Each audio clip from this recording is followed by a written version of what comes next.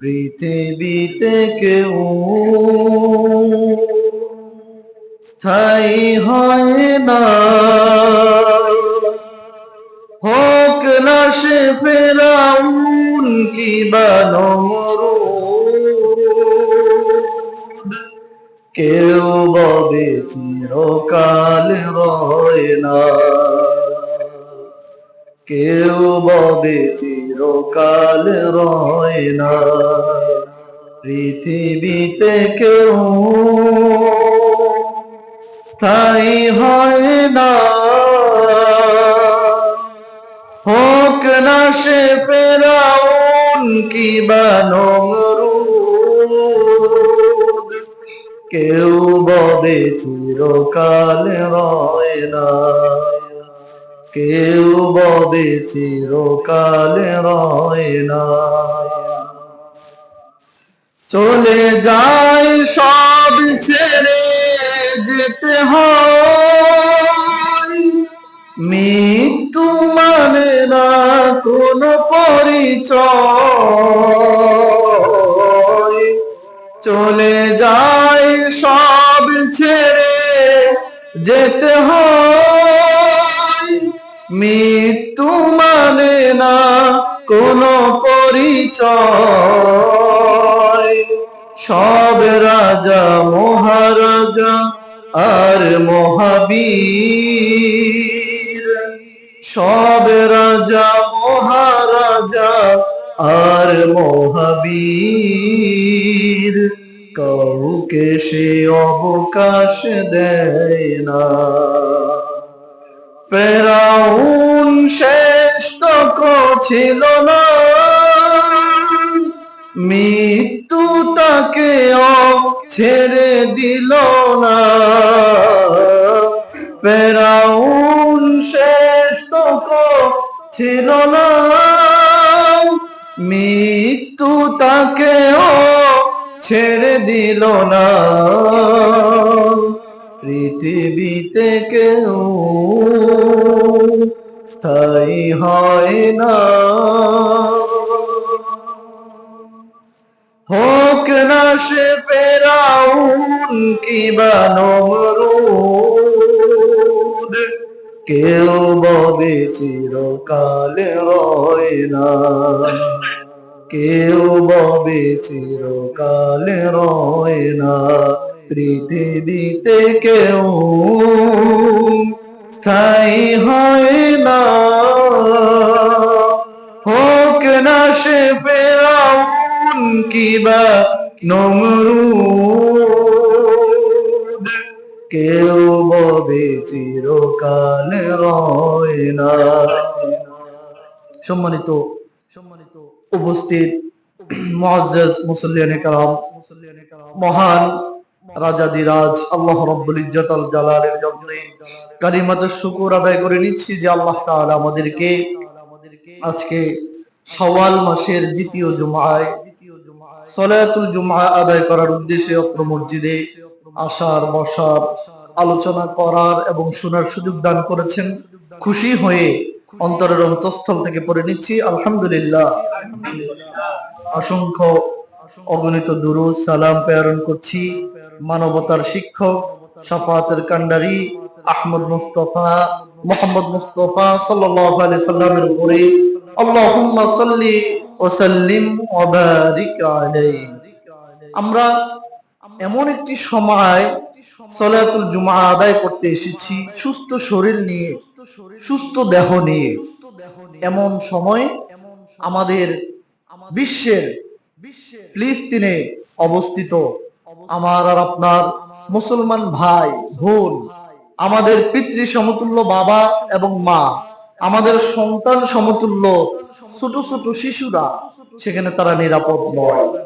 তাদের ভাগ্যে জুমার নামাজ জুটছে না, তাদের ভাগ্যে খাবার জুটছে না, তাদের ভাগ্যে আপনার আমরা যেমন চালের নিচে ছাদের নিচে বসে আছি, তাদের ঠিকানা হচ্ছে গাছের তলে, তাদের ঠিকানা হচ্ছে খোলা আকাশের নিচে, তাদের ঠিকানা হচ্ছে তারা বুক পেতে বুলেটকে তারা বোমকে, তারা অস্ত্রকে, তারা হিংস্র জানোয়ারের মুখোমুখি সব সময় তারা মুখোমুখি হচ্ছে, কখন যেন তারা শহীদ হয়ে যাচ্ছে।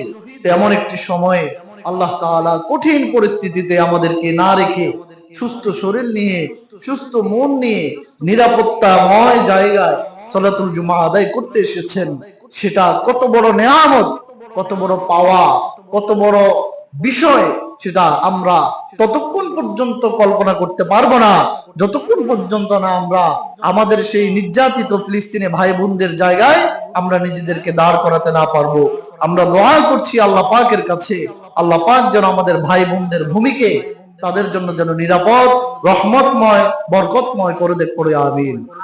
প্রিয় বন্ধুগণ, আমার ফিলিস্তিনের যে গণহত্যা, ফিলিস্তিনে আমার আর আপনার ভাই বোন মুসলমানদেরকে যে শহীদ করা হচ্ছে, সেই ইতিহাস আজকের 10-20 বছরের ইতিহাস নয়, সেই ইতিহাস আজকে 50 বছরের ইতিহাস নয়, সেই ইতিহাস 1000 বছরের ইতিহাস, সেই ইতিহাস লক্ষ বছরের ইতিহাস।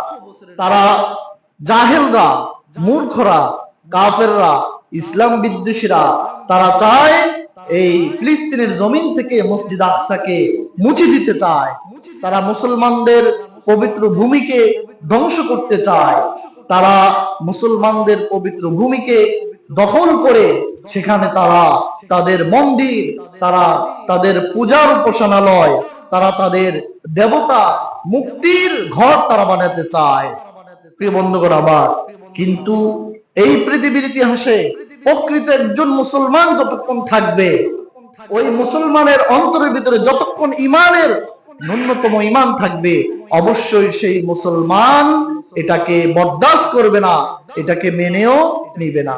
যে মসজিদ আকসাকে নিয়ে এত দ্বন্দ্ব, সেই মসজিদ আকসা এটা একটি শুধু সাধারণ মসজিদ নয়, এটা কেমন আবেগের জায়গা, এটা কত পবিত্র স্থান। সেই মসজিদ নিয়ে, মসজিদ আকসাকে নিয়ে অল্প সময় আজকে আমরা কোরআন এবং হাদিসকে সামনে রেখে 10টি আমরা গুরুত্ব বৈশিষ্ট্য শুনবো। মসজিদ আকসাকে নিয়ে আমরা কয়টি গুরুত্বপূর্ণ তথ্য জানবো আজকে? 10টি। এটা কোনো আমার বাবার বানানো, আমার বাপ দাদার কোনো কথা আমি বলবো না। কোরআন হাদিসে মসজিদ আকসার ব্যাপারে অসংখ্য তথ্য রয়েছে, সেখান থেকে বাছাই করে সংক্ষিপ্ত সময়ে আপনাদের জন্য 10টি তথ্য গুরুত্বপূর্ণ ভাবে আপনাদের সম্মুখে উল্লেখ করব ইনশাআল্লাহ। এই পৃথিবীর ইতিহাসে দ্বিতীয়তে যে মসজিদটি নির্মাণ হয়েছে, সেই মসজিদটির নাম হচ্ছে মসজিদ আকসা। এই পৃথিবীর দ্বিতীয় যে মসজিদ নির্মাণ হয়েছে, সেই মসজিদের নাম কি? মসজিদে আকসা। আপনারা মনোযোগ দিয়ে, আজকের আলোচনা অন্য দিনের আলোচনার মতো নয়, আজকের আলোচনাটা আমাদের আবেগ, আমাদের অনুভূতির জায়গা। সেজন্য আপনাদেরকে বলবো, শুরু থেকে মা বোনরা সহ আপনারাও শুনবেন। আপনাদের এটা জানা দরকার, এটা ইমানের দাবি।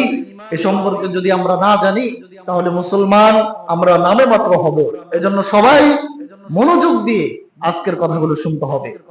এই পৃথিবীর ইতিহাসে দ্বিতীয় যে মসজিদটি নির্মাণ হয়েছে, সেটার নাম হচ্ছে মসজিদে আকসা। তাহলে প্রথম নির্মিত মসজিদ কোনটি এই পৃথিবীর ইতিহাসে? আল্লাহ পাক কোরআনের মাধ্যমে জানিয়েছেন, ইন্না আউওয়ালা বাইতিন উদিয়া লিন-নাস লাল্লাযী বিবাক্কাতা মুবারাকান ওয়া হুদাল লিল-আলামিন।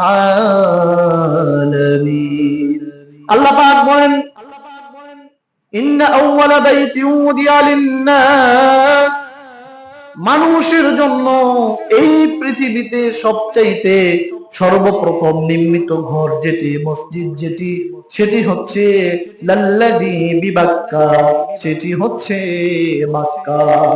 বাক্কা মানে, বাক্কা মানে হচ্ছে মক্কা। মক্কার আগের নাম হচ্ছে বাক্কা। বলেন, মক্কার আগের নাম কি ছিল? বাক্কা ছিল। চট্টগ্রামের আগের নাম কি ছিল? ইসলামাবাদ। কি ছিল? ইসলামাবাদ। ঢাকার আগের নাম কি ছিল? জাহাঙ্গীরনগর। এভাবে করে আমরা যদি প্রতিটি জায়গার, প্রতিটি অঞ্চলের পূর্বের ইতিহাসে যাই, আমরা সেটা অনেকে জানবো ইতিহাস থেকে, আবার অনেকের আমাদের জানা নাই। এজন্য মক্কার আগের নাম ছিল বাক্কা। আল্লাহ তাআলা সেই বাক্কা শব্দটা এখানে উল্লেখ করেছেন। তো আমাদের বোঝার বিষয় হচ্ছে পৃথিবীর ইতিহাসে আল্লাহ পাক বলেছেন এই পৃথিবীর ইতিহাসে সর্বপ্রথম যে ঘরটা নির্মাণ করা হয়েছিল সেটা হচ্ছে বিবাক্কা, অর্থাৎ মক্কা। অর্থাৎ কি বলেন, মক্কা হচ্ছে এই পৃথিবীর ইতিহাসে আল্লাহ পাকের পক্ষ থেকে নির্মিত প্রথম ঘর। এবার দ্বিতীয় ঘর কোনটি, সেটিও আমরা বুখারী এবং মুসলিমের হাদিস থেকে নেব। আল্লাহর রাসূল সাল্লাল্লাহু আলাইহি সাল্লামের একজন প্রিয় সাহাবী যার নাম হচ্ছে হযরতে আবু যর গিফারি। বলেন সাহাবীর নাম কি? আবু যর গিফারি। সাহাবীর নাম কি? আবু যর গিফারি রাদিয়াল্লাহু তাআলা আনহু। তিনি এই হাদিসটি বর্ণনা করেছেন। আবু যর গিফারি রাদিয়াল্লাহু তাআলা আনহু তিনি বলেন, আমি একবার রাসূল সাল্লাল্লাহু আলাইহি সাল্লামের দরবারে হাজির হলাম। নবীজির দরবারে আমি হাজির হয়ে আমি বললাম, ইয়া রাসূলুল্লাহ সাল্লাল্লাহু আলাইহি ওয়াসাল্লাম, আইয়ুল মাসজিদি উদিয়া ফিল আরদি আওয়ালান। হযরত আবু যর গিফারি রাদিয়াল্লাহু তাআলা আনহু বলেন, আমি নবীজির দরবারে হাজির হলাম। নবীজির দরবারে হাজির হয়ে বললাম, ইয়া রাসূলুল্লাহ সাল্লাল্লাহু আলাইহি ওয়াসাল্লাম, ওগো নবী, আইয়ুল মাসজিদি উদিয়া ফিল আরদি আওয়ালান, এই পৃথিবীর ইতিহাসে সর্বপ্রথম নির্মিত মসজিদ কোনটি? আল্লাহর নবী বললেন, আবু যর গিফারি শোনো, আল মসজিদুল হারাম, এই পৃথিবীর ইতিহাসে নির্মিত সর্বপ্রথম মসজিদের নাম হচ্ছে মসজিদ হারাম, অর্থাৎ মক্কা শরীফ। আবু যর গিফারি বলেন, সুম্মা আই, তারপর কোনটি? রাসূল সাল্লাল্লাহু আলাইহি ওয়াসাল্লাম বলেছেন, আবু যর গিফারি শোনো, আল মসজিদুল আকসা, এই পৃথিবীর ইতিহাসে দ্বিতীয়তে যেই মসজিদটি নির্মাণ হয়েছে, দ্বিতীয়তে যেই ঘরটি নির্মাণ হয়েছে তার নাম হচ্ছে আল মসজিদুল আকসা। দ্বিতীয়তে যে ঘরটি নির্মাণ হয়েছে, বানানো হয়েছে, তার নাম হচ্ছে আল মসজিদুল আকসা, যেটা নিয়ে আজকে দ্বন্দ্ব ইসরায়েলের সাথে ফিলিস্তিনের। আবু যর গিফারি বলেন, নবীজিকে আমি জিজ্ঞাসা করলাম, কাম কানা বাইনাহুমা 40 সানা, ওগো নবী, মসজিদে হারাম থেকে মসজিদে আকসা নির্মাণের এই যে দুইটি ঘর পৃথিবীতে নির্মাণ হয়েছে তার দূরত্ব কতটুকু? অর্থাৎ মসজিদে হারাম মক্কা শরীফ বানানোর কত বছর পরে মসজিদ আকসা বানানো হয়েছে? রাসূল বলেছেন, কাম কানা বাইনাহুমা 40 সানা। আবু যর গিফারি রে শোনো, মসজিদে হারামের 40 বছর পরে মসজিদ আকসা বানানো হয়েছে। সুবহানাল্লাহ। তাহলে কি বুঝলেন? মসজিদে হারাম যেটা মদিনা শরীফ অবস্থিত মক্কা শরীফে, সেটা বানানোর কয় বছর পরে? 40 বছর পরে মসজিদ আকসাটা দুনিয়াতে নির্মাণ হয়েছে। তার মানে বুঝেন এটা কত প্রাচীন ইতিহাস। পৃথিবীর ইতিহাস যত প্রাচীন, মসজিদে হারামের ইতিহাস তত প্রাচীন। পৃথিবীর ইতিহাস যত প্রাচীন, মসজিদ আকসার ইতিহাসও কি তত প্রাচীন। তার মানে আমরা বুঝলাম মসজিদে আকসার গুরুত্ব হচ্ছে পৃথিবীর ইতিহাসে কয় নম্বর মসজিদ? 2 নম্বর মসজিদ এবং 2 নম্বর ঘর, যার আগে আর কোনো ঘর ছিল না। এবার আসুন মসজিদে আকসার 2 নম্বর যে গুরুত্বটি আমরা জানবো তা হচ্ছে এই আল্লাহ পাক রাসূল করিম সাল্লাল্লাহু আলাইহি ওয়াসাল্লামের মাধ্যমে যে কোরআনুল কারীম আমাদেরকে দিয়েছেন, সেই কোরআনুল কারীমে পৃথিবীর কোন মসজিদের কথা উল্লেখ নাই। আজকে আপনারা কথা বলতে হবে আমার সাথে। কোরআন শরীফে কোন মসজিদের কথা উল্লেখ, কিন্তু 2টি মসজিদের কথা উল্লেখ আছে। কোরআন শরীফে 2টা মসজিদের নাম রয়েছে। কয়টা মসজিদের নাম রয়েছে? 2টা মসজিদের। চকিদার পাড়া জামে মসজিদের নাম কি কোরআন শরীফে আছে? বাইতুল মুকাররমের নাম, আন্দুর কিল্লার নাম, পৃথিবীর আর যত মসজিদ আছে কোন মসজিদের নাম কি কোরআন শরীফে আছে? নাই। কিন্তু 2টা মসজিদের কথা আছে। সেই 2টা মসজিদ কি? সুবহানাল্লাযী আসরা বিআবদিহি লাইলাম মিনাল মাসজিদিল হারাম। আবার সে মক্কা শরীফ, আবার সে কি শরীফ? মক্কা শরীফ, মসজিদ হারাম এসেছে। তারপরে মিনাল মাসজিদিল হারাম ইলাল মাসজিদিল আকসা, আবার মসজিদে আকসা। 2 নম্বরে কোনটি? মসজিদে আকসা। তার মানে দেখেন কোরআনুল কারীমে পৃথিবীতে হাজার হাজার লক্ষ লক্ষ কোটি কোটি মসজিদ রয়েছে, এই 2টা মসজিদের নাম মাত্র কোরআনে এসেছে। তার মধ্য থেকে মসজিদ আকসা অন্যতম একটি মসজিদ। তাহলে এটা মুসলমানদের কাছে কম গুরুত্বপূর্ণ নাকি বেশি গুরুত্বপূর্ণ? অনেক বেশি গুরুত্বপূর্ণ। যে কোরআন শরীফের নামটা মসজিদে, কোরআন শরীফের মধ্যে কি মসজিদ আকসার নাম রয়েছে। একটা মসজিদে হারাম, আরেকটা হচ্ছে আপনার মসজিদে আকসা। তারপরে আসুন 3 নম্বরে আমরা আজকে আলোচনা করছি মসজিদ আকসার গুরুত্ব নিয়ে। 3 নম্বরে যেই গুরুত্বটা আমরা শুনবো মসজিদ আকসার ব্যাপারে, সেটা হচ্ছে বর্তমানে আমরা যে পশ্চিম দিকে ফিরে নামাজ পড়ি, আমরা মূলত পশ্চিম দিকে ফিরে নামাজ পড়ছি না। আমরা মূলত কেবলা আমাদের দিক থেকে পশ্চিম দিকে, মসজিদে হারাম যেটা কেবলা সেটা আমাদের দিক থেকে পশ্চিম দিকে হওয়াতে আমরা এদিকে ফিরে কি করছি? নামাজ পড়ছি। এই মসজিদে হারাম বর্তমানে মুসলমানদের কেবলা, গোটা পৃথিবীর কেবলা হচ্ছে মসজিদে হারাম, মক্কা শরীফ। কিন্তু এই মসজিদে হারামের আগে প্রথম কেবলা যেটা আমাদের জন্য ছিল সেটা হচ্ছে মসজিদে আকসা। জোরে বলেন না সুবহানাল্লাহ। তার মানে মক্কা শরীফের আগে কেবলা আমাদের জন্য যেটা ছিল সেটা হচ্ছে মসজিদে আকসা। সেটা কিভাবে ছিল শুনুন। রাসূল সাল্লাল্লাহু আলাইহি ওয়াসাল্লাম যখন মক্কাতে থাকা অবস্থায় নবুয়ত পেলেন, 40 বছর পূর্ণ হলো নবুয়তের দায়িত্ব পাওয়ার পরে, রাসূল সাল্লাল্লাহু আলাইহি ওয়াসাল্লাম দিন প্রচার করতে গেলে পরে কাফেররা রাসূল সাল্লাল্লাহু আলাইহি ওয়াসাল্লামকে আর নবী হিসেবে স্বীকৃতি দিচ্ছেন না। একের পরে এক বাধার মুখে রাসূল সাল্লাল্লাহু আলাইহি ওয়াসাল্লামকে সম্মুখীন করছেন। রাসূল সাল্লাল্লাহু আলাইহি ওয়াসাল্লাম বাধা পেতে পেতে আল্লাহ পাকের অর্ডার পেয়ে মক্কা ছেড়ে মদিনাতে তিনি চলে গেলেন। মদিনাতে গিয়ে তিনার মাতৃভূমি মক্কার জন্য অনেক মন খারাপ। রাসূল সাল্লাল্লাহু আলাইহি ওয়াসাল্লাম জোহরের নামাজে দাঁড়ালেন। রাসূল সাল্লাল্লাহু আলাইহি ওয়াসাল্লাম নিজে ইমামতি করছেন। আমার প্রিয় ভাইরা, রাসূল সাল্লাল্লাহু আলাইহি ওয়াসাল্লাম কোন নামাজে দাঁড়ালেন?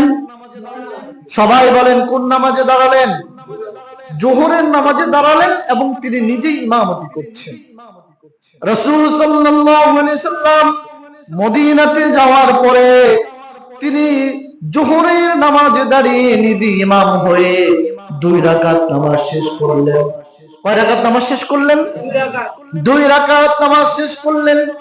কিন্তু জোহরের ফরজ তো হচ্ছে 4 রাকাত, তাহলে আর বাকি আছে কয় রাকাত?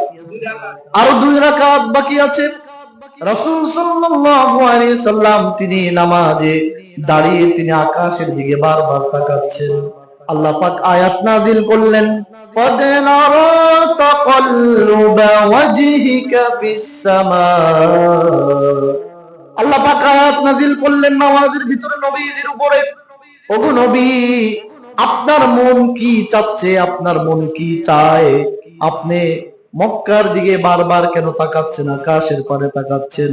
আপনার মনে ব্যথা এবং দুঃখ হচ্ছে মসজিদ আকসার দিকে নয়, আপনার বাড়ি মক্কাকে কাবা বানিয়ে মক্কার দিকে ফিরে আপনার নামাজ পড়তে মন চাচ্ছে। ওগো নবী জান জান, ওয়াজহিকা ফালানুওয়াল্লিয়ান্নাকা ওয়াজহিকা ফিস সামা। নবী গো জান জান, আর 2 রাকাত মক্কার দিকে নয়, আর 2 রাকাত মসজিদ আকসার দিকে নয়, আপনি এই অবস্থায় মক্কার দিকে ফিরে আর 2 রাকাত নামাজ আদায় করুন। সুবহানাল্লাহ। তার মানে রাসূল সাল্লাল্লাহু আলাইহি ওয়াসাল্লামকে তিনি জোহরের নামাজে দাঁড়িয়ে 2 রাকাত পড়লেন মসজিদ আকসার দিকে ফিরে, আর 2 রাকাত পড়লেন মক্কার দিকে ফিরে। তার মানে বোঝা গেল মুসলমানদের সর্বপ্রথম কিবলা যেটা ছিল সেটা হচ্ছে মসজিদ আকসা। মুসলমানের মতো আওয়াজ দিয়ে বলেন মুসলমানদের প্রথম কিবলার নাম কি? আরো জোরে বলেন মুসলমানদের প্রথম কিবলার নাম কি? মসজিদুল আকসা। পয়েন্টগুলো খেয়াল করুন। মসজিদ আকসার গুরুত্ব কোন দিক থেকে আপনার কম? আপনার জীবনের চাইতে কোটি কোটি গুণ বেশি মসজিদ আকসার গুরুত্ব। 3টা চলে গেল। 4 নম্বরে আসুন। মসজিদ আকসার গুরুত্ব 4র্থ নম্বর যেটি বলবো তা হচ্ছে রাসূল সাল্লাল্লাহু আলাইহি সাল্লাম যেই রাত্রিতে মেরাজ গেলেন, রাসূল সাল্লাল্লাহু আলাইহি সাল্লাম তিনার পুপি উম্মে হানির ঘর থেকে মেরাজের জন্য মক্কা থেকে যেতে যেতে যেতে যেতে তিনি যেখানে থামলেন, যেখানে অপেক্ষা করলেন, বিরতি নিলেন, যেমন ঢাকা থেকে যদি আপনারা চট্টগ্রাম থেকে যদি ঢাকার দিকে যান কিংবা ঢাকা থেকে যদি চট্টগ্রামের দিকে আসেন, তাহলে মোটামুটি বিরতির জন্য কুমিল্লা জেলাটা হচ্ছে পারফেক্ট একটা কি জেলা। এই যে 5-6 ঘন্টা ঢাকা থেকে চট্টগ্রামের দূরত্ব যেতে লাগে, তো সেখানে প্রস্রাব পায়খানার নাস্তার প্রয়োজন হয় কি হয় না? হয়। সেজন্য বিরতির জন্য কুমিল্লাটাকে বেছে নেওয়া যায়। তো ঠিক তেমনি ভাবে রাসূল সাল্লাল্লাহু আলাইহি ওয়াসাল্লাম যে মক্কা থেকে রওনা করলেন, তিনি আল্লাহ পাকের মেহমান হয়ে তিনি মেরাজে যাবেন। আল্লাহ তাআলা মসজিদ আকসাটাকে রাসূল সাল্লাল্লাহু আলাইহি ওয়াসাল্লামের জন্য বিরতির জন্য এই স্থান নির্ধারণ করলেন। যেন বলুন না সুবহানাল্লাহ। আল্লাহ পাক বলেন, আল্লাযী বারাকনা হাওলাহু লিনুরিয়াহু মিন আয়াতিনা। আল্লাযী তিনি, অর্থাৎ আল্লাহ, বারাকনা বরকতময় করেছেন, আল্লাযী যিনি, হাওলাহু লিনুরিয়াহু মিন আয়াতিনা মসজিদ আকসার চতুর্পাশে আল্লাহ পাক অনেক অসংখ্য গণিত বরকত রহমত রেখেছেন, সেগুলো আপনাকে দেখাবার জন্য, আপনাকে সেইগুলো অনুভব করাবার জন্য আল্লাহ পাক মেরাজের রাত্রিতে আপনাকে মসজিদ আকসায় নিয়ে এসেছেন। সুবহানাল্লাহ। তাহলে রাসূল সাল্লাল্লাহু আলাইহি ওয়াসাল্লাম যেই রাত্রিতে মেরাজ গেলেন, মক্কা থেকে মসজিদ আকসা পর্যন্ত নবীজি যে গেলেন সেটাকে বলা হয় ইসরা, আর উর্দুলোকে যে ভ্রমণ করেছেন সেটার নাম হচ্ছে মেরাজ। তাহলে মেরাজের দুটো অংশ মিলে রাসূল সাল্লাল্লাহু আলাইহি ওয়াসাল্লামের মেরাজ হয়েছিল। তার মানে মেরাজের রাত মুসলমানদের জীবনে এক গুরুত্বপূর্ণ রাত। সেই রাতে রাসূল সাল্লাল্লাহু আলাইহি ওয়াসাল্লাম কি করেছেন? মসজিদ আকসাতে বিশ্রাম করেছেন, অবস্থান করেছেন। তার মানে মসজিদ আকসার গুরুত্ব কম না বেশি? এবার আসুন 5 নম্বরে মসজিদ আকসার গুরুত্ব যেটি আমরা জানবো, সেটা হচ্ছে রাসূল সাল্লাল্লাহু আলাইহি ওয়াসাল্লাম মেরাজের রাত্রিতে সকল নবী রাসূলকে আদম থেকে ঈসা রূহুল্লাহ পর্যন্ত 1 লক্ষ কিংবা 2,24,000 পয়গম্বরকে যেই জায়গায়, যেই মসজিদে ইমামতি করেছেন, ওই মসজিদের নাম ছিল মসজিদে আকসা। রাসূল সাল্লাল্লাহু আলাইহি সাল্লাম মসজিদ আকসায় অবস্থান করছেন। এমন সময় মসজিদে আকসাতে আল্লাহ পাক অলৌকিক ভাবে আদম আলাইহিস সালাতু ওয়াস সালাম থেকে শুরু করে ঈসা রূহুল্লাহ পর্যন্ত যতজন নবী পাঠিয়েছেন সকল নবীকে একত্রিত করেছেন। আপনারা যেমন জুমার নামাজ আদায় করার জন্য কাতারবদ্ধ হয়ে সারিবদ্ধ হয়ে বসেছেন, এখানেও আদম নবী, ইব্রাহিম আলাইহিস সালাতু ওয়াস সালাম, মুসা আলাইহিস সালাতু ওয়াস সালাম, হারুন আলাইহিস সালাতু ওয়াস সালাম, দাউদ আলাইহিস সালাতু ওয়াস সালাম, ইউসুফ আলাইহিস সালাতু ওয়াস সালাম, ইয়াকুব আলাইহিস সালাতু ওয়াস সালাম, এভাবে করে সকল নবীরা কাতারে কাতারে সারিবদ্ধ হয়ে বসেছেন। ওই রাত্রিতে জিবরাইল আমিন এসে রাসূলুল্লাহ সাল্লাল্লাহু আলাইহি সাল্লামকে বললেন, ওগো নবী, আপনি কার জন্য অপেক্ষা করছেন আজকের এই রাত্রিতে? আল্লাহ পাক সকল নবী রাসূলদেরকে পেছনে রেখে আপনাকে সামনে যাওয়ার অর্ডার দিয়েছেন। সকল নবীকে পেছনে রেখে আপনি 2 রাকাত নামাজ তাদেরকে পড়িয়ে তাদের ইমাম হয়ে আপনি ইমামুল মুরসালিন হয়ে যাবেন। সুবহানাল্লাহ। নবীজি যেই রাত্রিতে 2 রাকাত নামাজ আদায় করে সকল নবীদের নেতা সর্দার হলেন, সেই রাতের নাম ছিল মেরাজের রাত। আর যেই জায়গায় নামাজটা পড়ালেন, যেই মসজিদে নামাজটা পড়ালেন, সেই মসজিদটার নাম ছিল মসজিদুল আকসা। বলেন মসজিদের নাম কি? মসজিদুল আকসা। তাহলে কত গুরুত্বপূর্ণ একটা মসজিদ, যেই মসজিদে স্বয়ং রাসূলুল্লাহ সাল্লাল্লাহু আলাইহি সাল্লাম ইমামতি করেছেন। জোরে বলেন না সুবহানাল্লাহ। একটু জিকির করি, লা ইলাহা ইল্লাল্লাহ।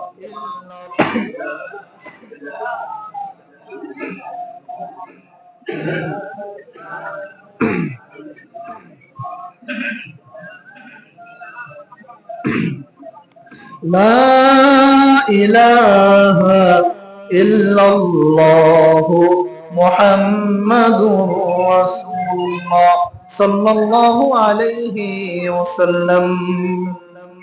আমার প্রিয় বন্ধুগণ, মসজিদ আকসার গুরুত্ব বুঝাতে গিয়ে 6 নম্বরে আপনাদের সম্মুখে যে গুরুত্বটির কথা বলবো সেটি হচ্ছে এই যে পৃথিবীর ইতিহাসে 3টি মসজিদে তিনটি মসজিদে নামাজের জন্য যাওয়া জায়েজ আছে। যারা বলেন কয়টি মসজিদে নামাজের জন্য যাওয়া জায়েজ আছে? সবাই বলেন কয়টি? তিনটি। এটা আমার কোনো বানানো কথা নয়, আমরা সরাসরি হাদিস থেকে শুনবো। আর এই হাদিসটি বর্ণিত হয়েছে বুখারী এবং মুসলিমে। সে হাদিসটি হচ্ছে এই, লা তাশুদ্দু আহালা ইল্লা সালাসাতাম মাসজিদুন। রাসূল সাল্লাল্লাহু আলাইহি ওয়াসাল্লাম ইরশাদ করেছেন, আমার উম্মতেরা, তোমরা তোমাদের এলাকার মসজিদ থেকে তোমরা অন্য তিনটি মসজিদে যেতে পারবে নিয়ত করে, বাকি মসজিদগুলোতে নিয়ত করে যেতে পারবেন না। আপনি শহরে গেলেন, ঢাকাতে গেলেন, ফেনীতে গেলেন, যেখানে যান, আপনি কোনো কাজে গিয়েছেন, নামাজ রক্ত হয়েছে, আপনি নামাজ পড়ে ফেলবেন। তাছাড়া আপনার প্রতিবেশীর যে মসজিদ, এলাকার যে মসজিদ, সেটাকে প্রায়োরিটি, প্রাধান্য দেওয়ার কথা বলা হয়েছে। তো যে তিনটি মসজিদে নিয়ত করে যাওয়া জায়েজ আছে, হাদিস সাক্ষী, হাদিসটি সহিহ, বুখারী এবং মুসলিমে এসেছে। রাসূল সাল্লাল্লাহু আলাইহি ওয়াসাল্লাম বলেছেন, তোমরা ইল্লা সালাসাতাম মাসজিদান, তিনটি মসজিদে নিয়ত করে যেতে পারবে। তা হচ্ছে এই, এক নম্বর হচ্ছে আল মসজিদুল হারাম, মক্কা শরীফ।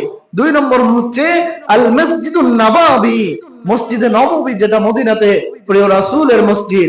তিন নম্বর হচ্ছে আল মসজিদুল আকসা, মসজিদুল আকসা। আমার প্রিয় বন্ধুগণ, বাবারা, তাহলে পৃথিবীর যত মসজিদ রয়েছে, মাত্র কয়টা মসজিদে নিয়ত করে যাওয়া যায়? তিনটা মসজিদে যাওয়া যায়, মসজিদ হারাম, মদিনা শরীফ, আর হচ্ছে মসজিদুল আকসা। তার মানে মসজিদ আকসার গুরুত্ব কম না বেশি? এবার আসুন তিনটি মসজিদে, 7 নম্বর আমরা যেটা জানবো, পৃথিবীর ইতিহাসে তিনটা মসজিদে নামাজ পড়লে স্পেশাল বেশি সওয়াব পাওয়া যায়। আর না হলে চৌকিদার পাড়াতে নামাজ পড়লে যে সওয়াব, আন্দর কিল্লাতে নামাজ পড়লেও সেই সওয়াব, তারপরে ঢাকা বাইতুল মুকাররম জামে মসজিদে নামাজ পড়লেও সেই সওয়াব, খাজুর পাতার মসজিদ একেবারে ছোট, সেই মসজিদে নামাজ পড়লেও কি একই সওয়াব। পৃথিবীর সব মসজিদগুলোতে নামাজ পড়লে একই সওয়াব দেওয়া হয়, কিন্তু ব্যতিক্রম হচ্ছে কয়টি মসজিদ? তিনটি মসজিদে নামাজ পড়লে সব মসজিদের চাইতে আরো বেশি সওয়াব দেওয়া হয়। সে মসজিদগুলো কি? সে মসজিদগুলো হচ্ছে, এক নম্বর হচ্ছে মসজিদুল হারাম, সেখানে এক রাকাত নামাজ পড়লে সাধারণ মসজিদগুলোর চাইতে এক রাকাতের বিনিময়ে আল্লাহ তাআলা 1 লক্ষ নেকি বা সওয়াব দান করেন, সুবহানাল্লাহ।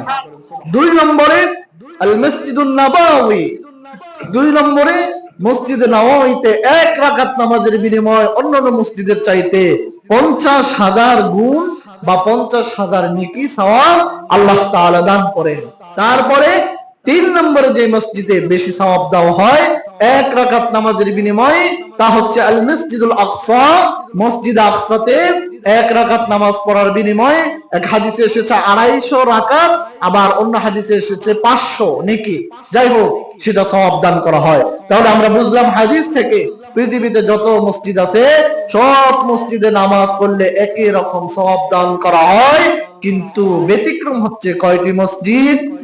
তিনটি মসজিদ, আল মসজিদুল হারাম, আল মসজিদুন নববী, আল মসজিদুল আকসা। এই তিনটি মসজিদে নামাজ পড়লে বেশি সওয়াব পাওয়া যায়। 7টি চলে গেল। মসজিদ আকসার 8 নম্বর গুরুত্ব হচ্ছে যেটা, সেটা হচ্ছে এই মসজিদ আকসায় কিংবা তার আশেপাশে নবী এবং রাসূলদের জন্ম হয়েছে, নবী এবং রাসূলদের রওজা রয়েছে, যারা বলেন না সুবহানাল্লাহ।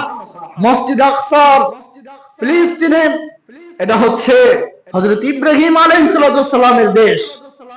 মসজিদ আকসা ফিলিস্তিন, এটা হচ্ছে হযরত ইয়াকুব আলাইহিস সালামের দেশ, হযরত ইউসুফ আলাইহিস সালামের জন্মভূমি, হযরত দাউদ, হযরত সুলাইমান আলাইহিস সালাম সহ অসংখ্য অগণিত নবী এবং রাসূলদের জন্মভূমি। হযরতে মুসা আলাইহিস সালামের জন্ম যদিও মিশর হয়ে থাকে, কিন্তু মুসা আলাইহিস সালাম তিনিও ফিলিস্তিনে এসে এখানে কি করেছেন? এই মসজিদকে রক্ষা করেছেন, এই মসজিদকে আপনার কাফেরদের হাত থেকে রক্ষা করেছেন। তার মানে ইতিহাস সাক্ষী রয়েছে, ফিলিস্তিনের এই শহরটাতে, ফিলিস্তিন দেশটাতে অসংখ্য অগণিত নবী রাসূলদের জন্ম হয়েছে, তাদের মৃত্যু হয়েছে, তাদের আনাগোনা, তাদের উঠা বসা হয়েছে। সেই দিক থেকে, সেই অ্যাঙ্গেল থেকে মুসলমানদের কাছে গোটা বিশ্বব্যাপী মসজিদ আকসার গুরুত্ব কম নাকি বেশি? বেশি। 9 নম্বর যেটি বলবো তা হচ্ছে মসজিদ আকসার গুরুত্ব।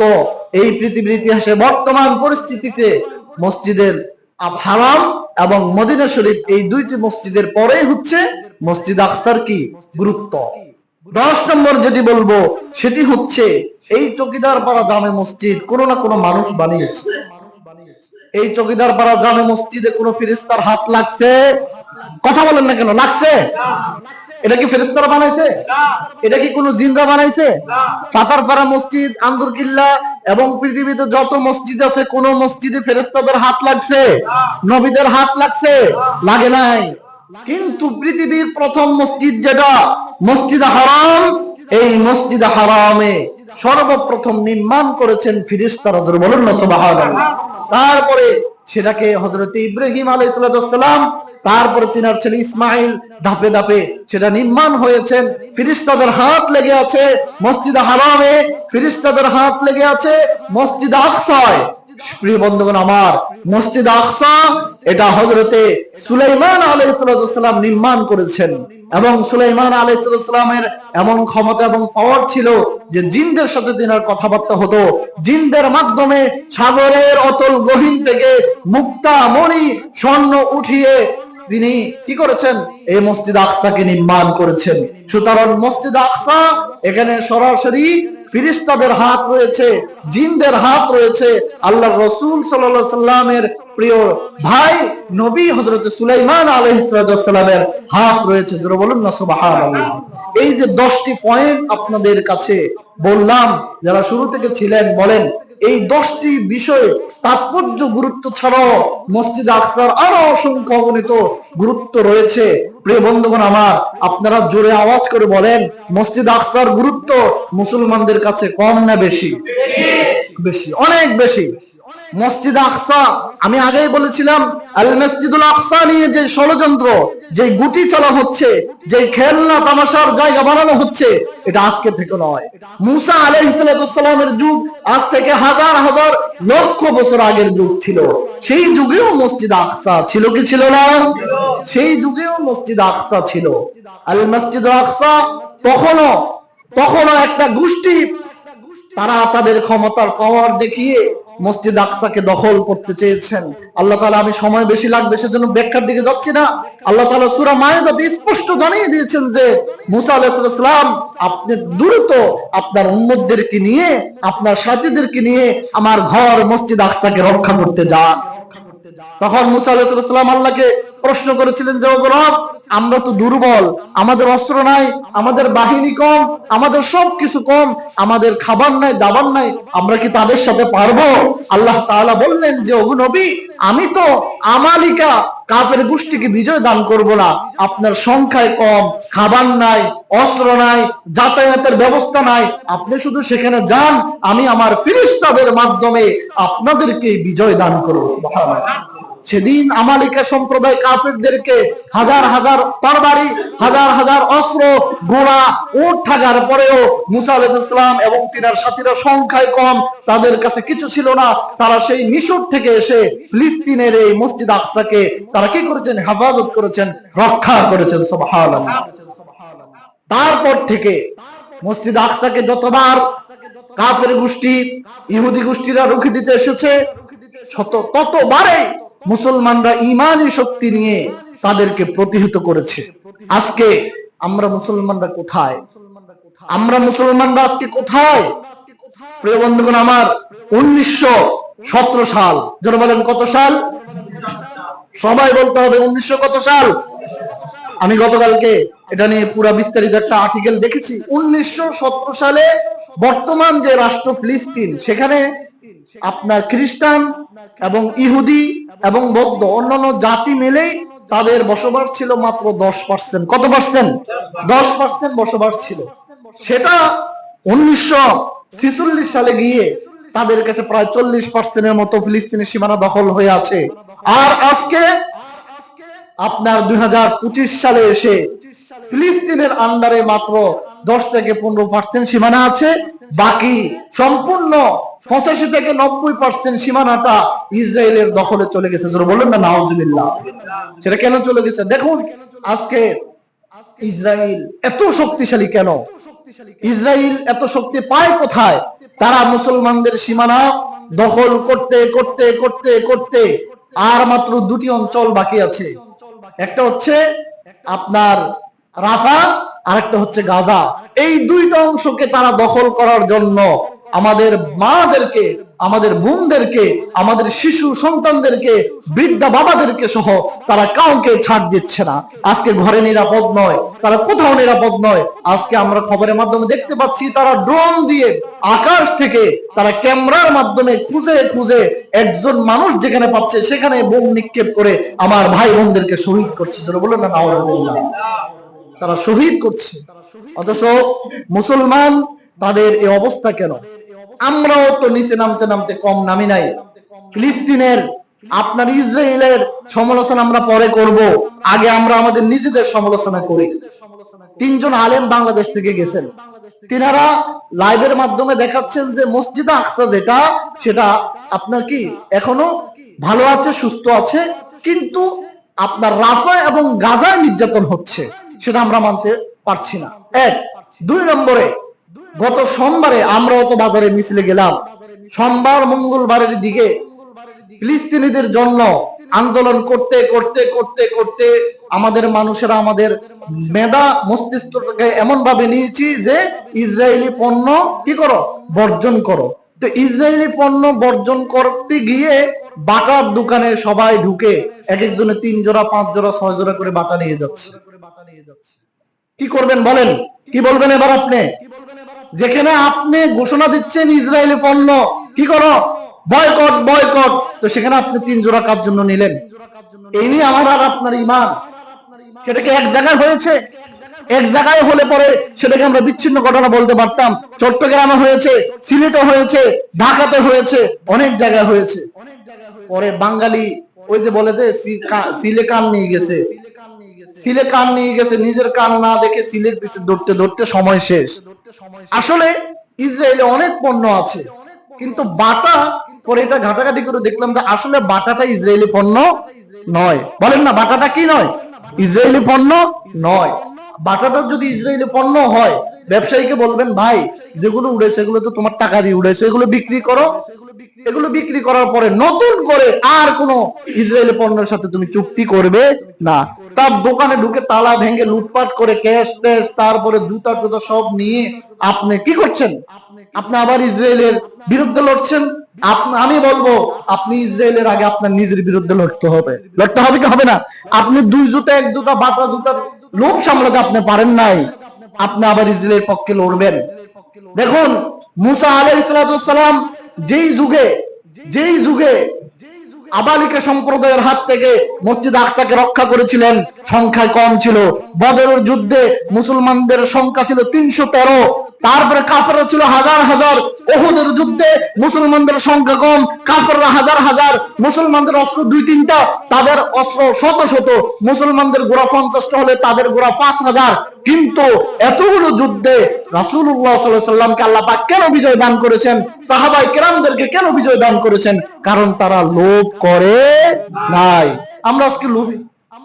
বাটার ইসরায়েলে পণ্য বয়কট করতে গিয়ে নিজেই এবার গিয়ে সামলাতে পারে না নিজেকে। এটা কেমন হবে? এটা কেমন হবে বলেন? এটা মুসলমানদের জন্য অনেকজনকে গ্রেফতারও করেছে। জুতা টুতা নিয়ে সামনে কি করছে? গ্রেফতারও করেছে। মানে 3 জোড়া জুতা, এই সাইনবোর্ড, এই আসামি কি এই গ্রেফতার। আগে দেখতাম অস্ত্র নিয়ে গ্রেফতার হয়, এখন জুতা নিয়েও কি গ্রেফতার হয়। এটা আমার আপনার ঈমান শুদ্ধ হয় নাই। আপনারা আমার ঈমান এটা কচুপ্রতার পানির মতো।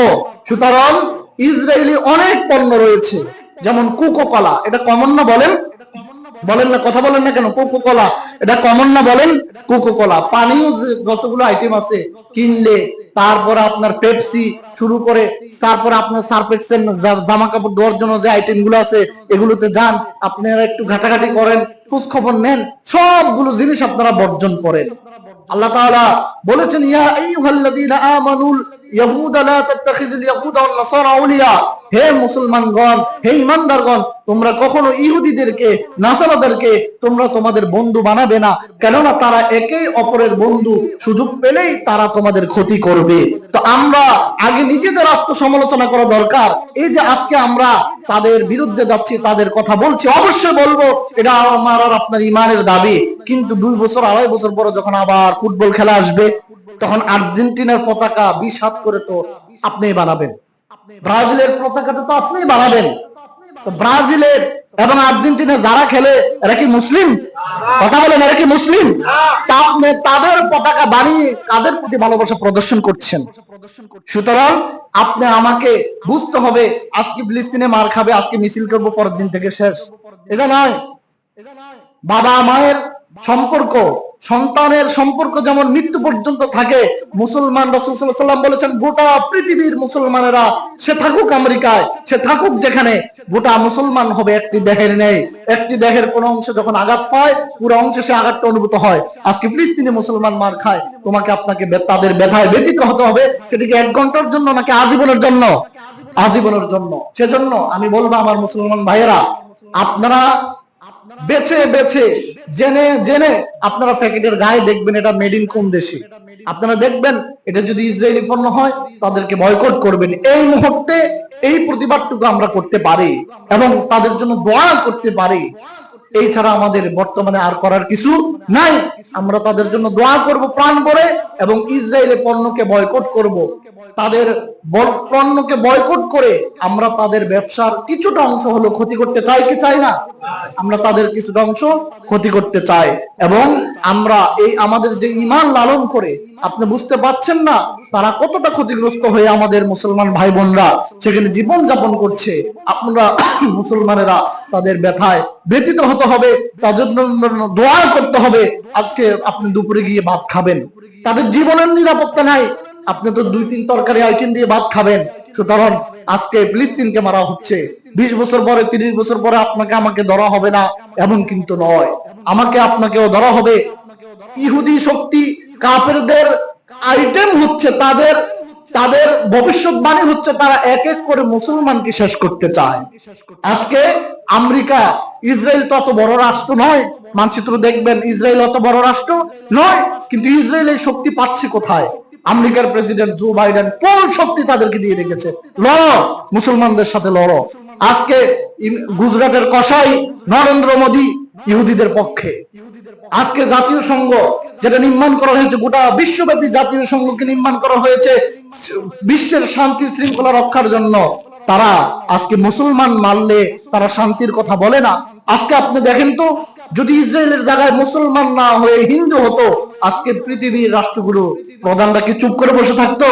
সৌদি আরব এত ক্ষমতাসীন দেশ, আজকে সেই দেশের প্রেসিডেন্ট সে শাড়ি পরে হাতে চুরি পরার মতো অবস্থা, একটা কথাও বলছে না, কারণ আমেরিকার সাথে তার সম্পর্ক নষ্ট হয়ে যাবে। আজকে মুসলমান রাষ্ট্র প্রায় 52 থেকে 57টা মুসলমান রাষ্ট্র, কেউ কথা বলছেন, কেউ কথা বলছে না। বলছে কতটুকু? হ্যাঁ, টিভির মধ্যে মাইক 2-3টা পেয়ে বলে হ্যাঁ এটা ক্ষতি করে, এটা ভালো না, উচিত না। হ্যাঁ, ফেসবুকের মধ্যে স্ট্যাটাস দিয়ে, এটার নাম কি ঈমান? এটার নাম তো ঈমান নয়। আজকে পাকিস্তানের একজন গ্র্যান্ড মুফতি তাকি উসমানী সাহেব, তিনি বলেছেন যে মুসলমানরা ফিলিস্তিনে যে অবস্থায় নির্যাতিত হচ্ছে, মুসলমানদের উপরে জিহাদ ফরজ হয়ে আছে। বলেন, মুসলমানদের উপরে জিহাদ কি হয়ে আছে? ফরজ হয়ে আছে। আপনি বলবেন জিহাদ এটা তো মনে সন্ত্রাস না। আল জিহাদ এটা রাসূল সাল্লাল্লাহু আলাইহি ওয়াসাল্লাম তিনি তিনার জীবনে 27টা যুদ্ধ পরিচালনা করেছেন। রাসূল সাল্লাল্লাহু আলাইহি ওয়াসাল্লাম যেমন তাসবিহ জপে সুবহানাল্লাহ জপেছেন, আবার যুদ্ধের সময় আল্লাহ পাকের অর্ডার পেয়ে তিনি যুদ্ধ করেছেন। রাসূল সাল্লাল্লাহু আলাইহি ওয়াসাল্লাম মিছিলের সামনে থেকে, যুদ্ধের সামনে থেকে কয়টা যুদ্ধ পরিচালনা করেছেন বলেন? 27টা। বলেন কয়টা? 27টা যুদ্ধ। যখন যুদ্ধ হবে সাহাবীরা যুদ্ধ করেছেন। আজকে আমার ভাই বোনরা যেভাবে নির্যাতিত, আজকে আমাদের উপরে যুদ্ধ ফরজ হয়ে আছে, কিন্তু আমরা তো সেখানে যেতে পারছি না। এজন্য রাসূল সাল্লাল্লাহু আলাইহি ওয়াসাল্লাম বলেছেন, তোমার সামনে কোন অন্যায় হলে হাত দিয়ে বাধা দাও, হাত দিয়ে বাধা না দিতে পারলে মুখ দিয়ে বলো, মুখ দিয়ে বলতেও যদি না পারো অন্তর দিয়ে ঘৃণা করো। আমরা অন্তত অন্তর দিয়ে সেই ইসরায়েলের কুখ্যাত সন্ত্রাস ডাকাতদেরকে ঘৃণা করতে হবে, তাদের পণ্য আমাদের পুরা বাংলাদেশ থেকে বয়কট করতে হবে এবং তাদের পণ্যের বিকল্প যতগুলো জিনিস আছে সেগুলো আমাদেরকে কি করতে হবে, আমাদেরকে তৈরি করতে হবে। কেমনে করবেন? কোকোকলার বিকল্প আরেকটা কেমনে করবেন? বেশি তো নাই, দেখলাম দুই একটা আছে। কেমনে করবেন? মুসলমানের সন্তানরা তো মোবাইল একটা নিয়ে সারাদিন খালি চুস্টাস, মার ডাইনে মার বামে মার, গবেষণা নাই, চিন্তা নাই, পড়াশোনা নাই। ওই জাতি তত পিছিয়ে থাকবে যে এটাতে শিক্ষায় যত পিছিয়ে। শিক্ষায় তো আমরা অনেক পিছিয়ে। ওদের 8 পাস করলে আল্লাহ দুনার হর এত হরি কিরবে, মাইয়া গরকে এত হরি কিরবে, ডেগমাইস্ত হবে। আজকে শিক্ষায় পিছিয়ে থাকার কারণে আমরা অনেক শত শত বছর পিছিয়ে। আজকে ইসরায়েলি পণ্য আমরা বয়কট করতে বলছি, ঠিক আছে, কিন্তু সব পণ্যে তো তাদের বিকল্প, সেটা তো আমাদেরকে বানাতে হবে কি হবে না বলেন? হবে। এজন্য মুসলমানরা শিক্ষা দীক্ষা সব দিক থেকে আগিয়ে থাকতে হবে। তো টাচ মোবাইল একটা নিয়ে সারাদিন গেম, হ্যাঁ, জুয়া, ক্যাসিনো এগুলো করছি আমরা।